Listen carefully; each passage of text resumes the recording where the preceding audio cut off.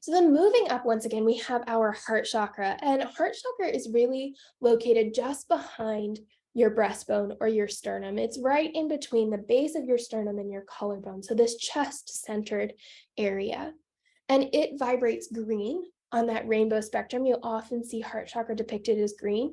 You also may see it depicted as pink. This is one of those chakras that when we modernized the chakras and we brought in this rainbow theory of their colors, it was one that we didn't completely agree on. And so sometimes heart chakra is green, but sometimes it's also pink.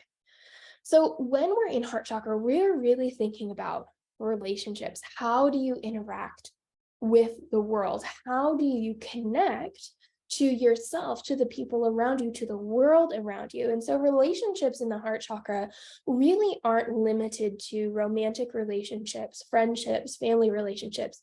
These are really an all-encompassing idea of anytime you connect with an aspect of the world around you, whether it's a person, whether it's an emotion, whether it's a thought, whether it's a thing, anytime you're interacting with something, what is that interaction like? What is the connection that you have to that? What is your ability to open your heart and show up and have a connection to something beyond yourself?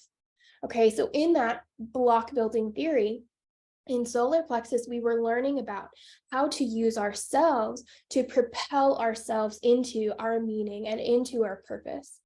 And then we're taking it even further. We're expanding even more. And we're looking at heart chakra and saying, how can I connect and expand beyond myself? How can I connect and expand to things that are outside of myself and connect to the world around me? And so heart chakra's inherent right is to love. And this is where I love to bring in this concept, pun intended, of human love versus soul love. And if you listened to our self-love and Reiki podcast, you'll know a little bit about this. If you haven't listened to that podcast, I highly recommend doing so.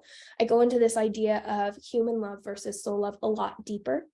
But when we talk about love in heart chakra, we're not talking about human level love. And what I mean by human level love is this need that we feel for people, or this love that we often see represented on social media or in celebrity relationships of we love each other and then eventually we may get divorced, we may break up, the friendship may end. It's conditional, even if it doesn't seem conditional, right? It's a conditional kind of love. What I'm talking about is soul love, this unconditional love that isn't an action of I'm loving you. It's an experience of I am love for you, or I am love and I witness you also in love. It is this experience of the original innate nature of our souls being able to be expanded and shared. And this is why when we talk about having an open heart, this is where that idea comes from, because if our heart chakra is closed down, if things are not flowing here, we are able to choose to keep that innate love, to keep that unconditional love and core truth of who we are hidden and tucked away and safe, right? But we also have this choice to open up our heart and allow that connection, allow that unconditional love to pour forth.